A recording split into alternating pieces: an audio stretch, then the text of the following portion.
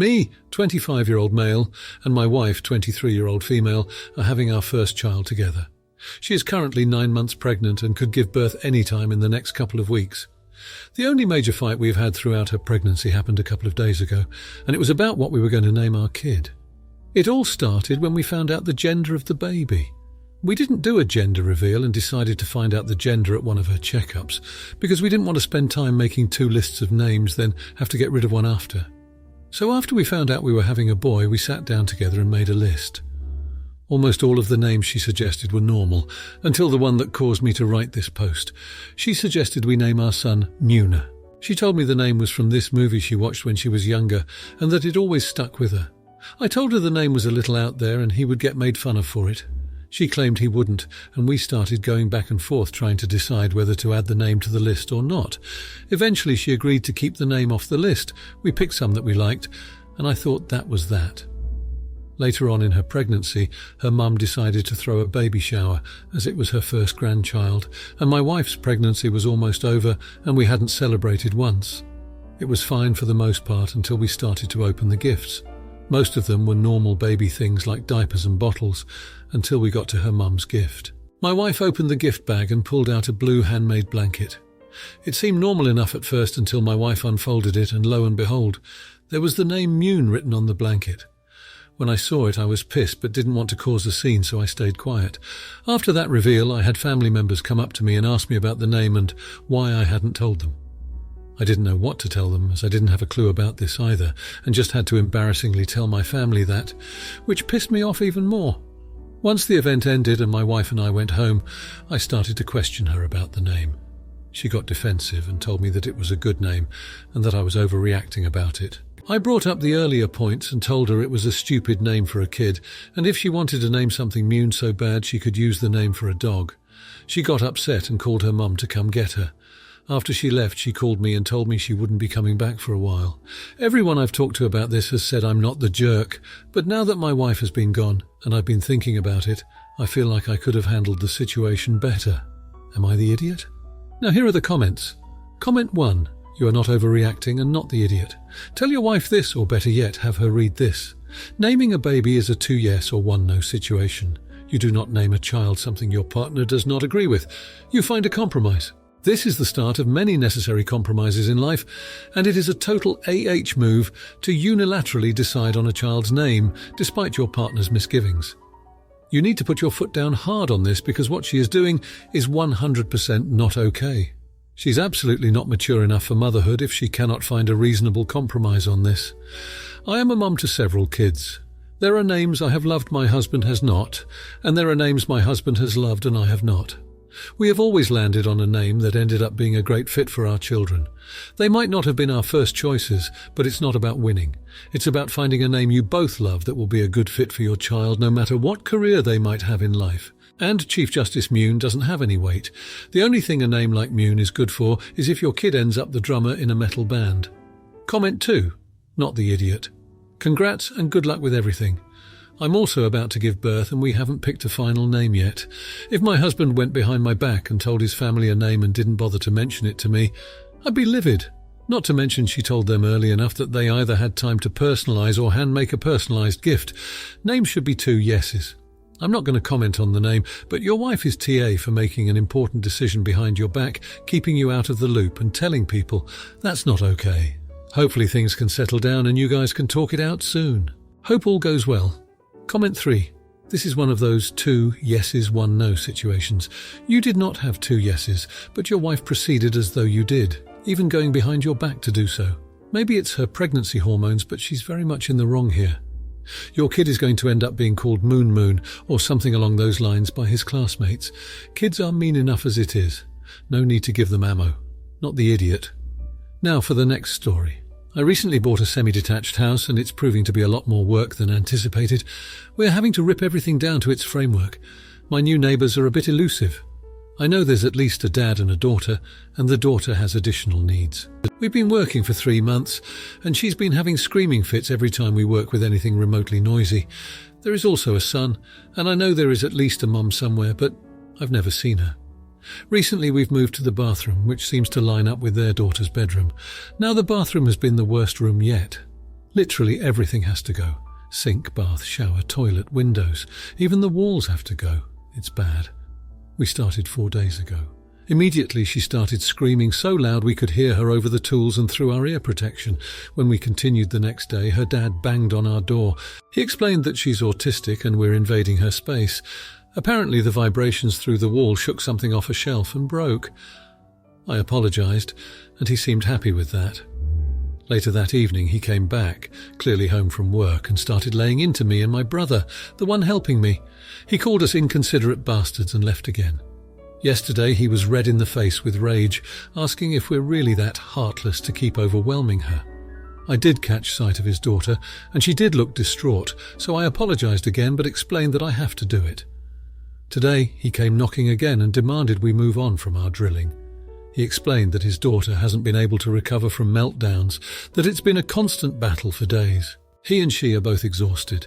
I apologized again but told him it was his job as a father to help her cope, and we should not have to hinder our work for a child we don't even know. He left, pissed as all hell, and ever since my wife has been giving me the cold shoulder. We're expecting, and she's calling me a jerk, saying we would expect the same decency when our baby arrives. I understand why the dad is annoyed, but I'm on a time crunch, and my brother and I are basically doing this solo. Obviously excluding the hired help for things I'm not well versed in. We're continuing on with our work, but my wife still isn't talking to me. She called me a weenie, and I've been delegated to the couch. The neighbours also seem pretty pissed when we left. So am I the idiot? Am I the jerk here? Comments. 1. I'm going to go against the grain here and say, you're the idiot. I should say first, you're not breaking the law, but that doesn't mean you're not a jerk. Many jerks conduct their assholery entirely legally. I was on your side until you said in a comment that you're doing construction work from 5 p.m. to 11 p.m. every night. If your house is connected to other houses and there isn't much noise insulation, then that's such a jerk move. I'd be raging with you if you were doing construction until 11 p.m., even without an autistic child in the picture. Yes, you're probably within your rights regarding noise ordinances, but that doesn't mean you aren't being a jerk. What you need to be aware of is that by doing this, you're destroying any prospect of a good relationship with your neighbours. Not just the one you're having problems with here, but likely with all the surrounding houses as well. You're giving yourself a reputation as a massive weenie, and you, your wife and your future kid are all going to suffer for it if you move into this house. 2. You really tried to bury why everyone is mad with you. You're doing this work until 11 p.m. every night. Of course you're the idiot. Where he says he's going until 11 p.m. every night, this also means his pregnant wife never sees OP. He's not helping her with her pregnancy at all because of his self-imposed timeline on moving in. But there's no rush to leave the place they're staying at for free. So he's basically using this work to be able to avoid his pregnant wife all night, and she never sees him. He avoids his pregnant wife by working so late. He's keeping the neighbours up to 11 p.m. with his work. He has no reason to need to work so late other than wanting the project done faster, meaning he's doing this to his wife and neighbours for no good reason. Yes, he's an AH. 3. Info.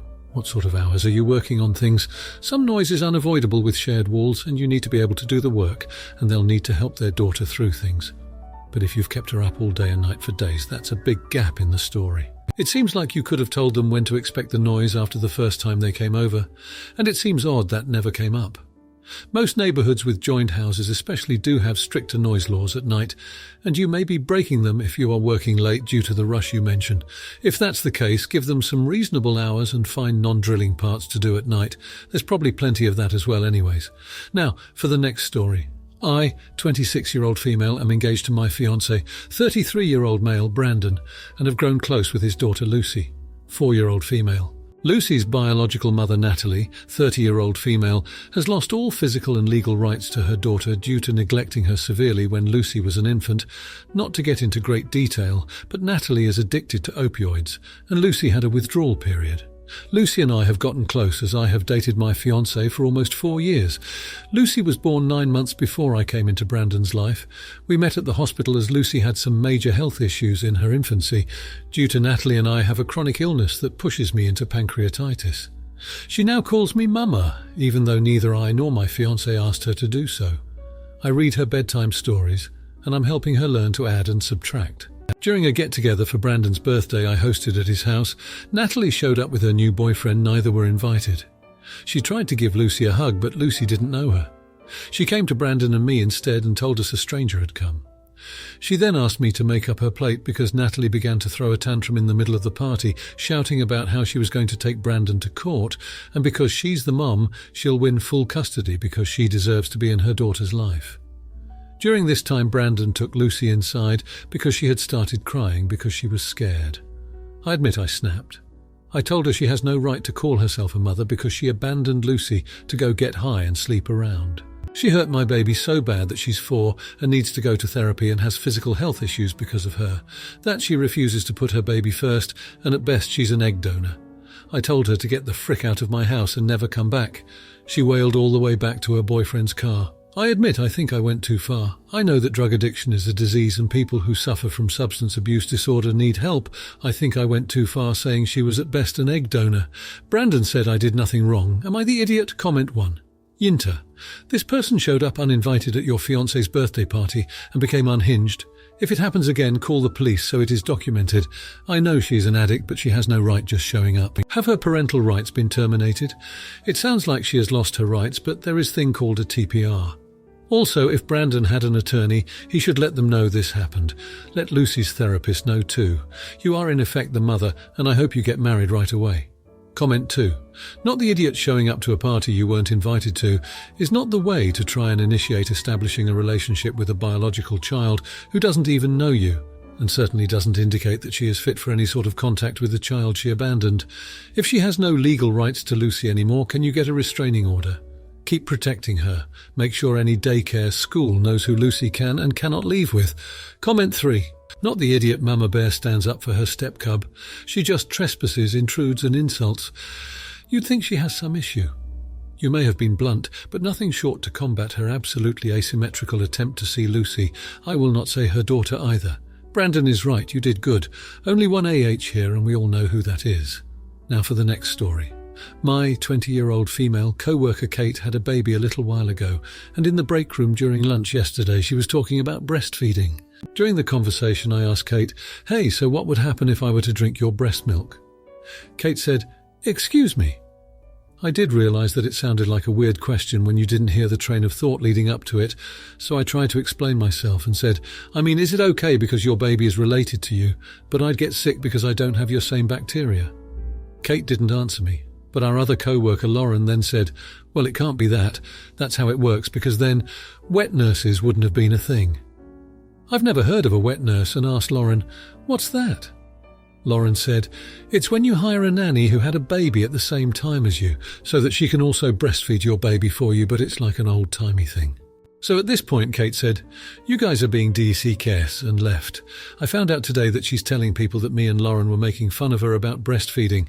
So I do understand why Kate would have been uncomfortable with the first way I asked the question, because yes, that was kind of a stupid way to say it, but I don't really understand how she thinks I was making fun of her at all after that. Am I the idiot? Now here are the comments. Comment 1. Soft. You're the idiot. You didn't make fun of her and neither did Lauren. But your question was definitely inappropriate.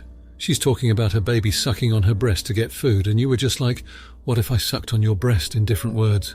I get that's not what you were trying to ask. I understand you were asking whether it's healthy/safe to drink breast milk produced by someone not related to you. But the way you phrased your question was rude. Also, dude, the milk we buy from the store, used to make cheese and yogurt and ice cream, comes from a completely different animal. Of course, human milk is safe for humans to drink. Comment 2. You're the idiot. I think if you don't recognize how invasive that question is, you may need to talk to a therapist, social worker who specializes in helping people who have deficits in social skills or understanding social norms. If you do understand how invasive the question is in retrospect, you might need to do some work on how to keep from blurting weird thoughts before they go through the filter, and/or how to apologize well if they do come out. I am guessing her issue wasn't mockery. That was just the politest way she knows to say, "Made me really uncomfortable." Comment 3. Look, some thoughts just don't need to be shared with others. You asked a gross and weird question, and I'm not entirely sure why you even thought she'd want to answer or necessarily know the answer. You seem to be trying to creep her out on purpose, which she took as making fun of her. You're the idiot. Next time, just ask Google your weird questions. If you liked this video, you'll probably like these too.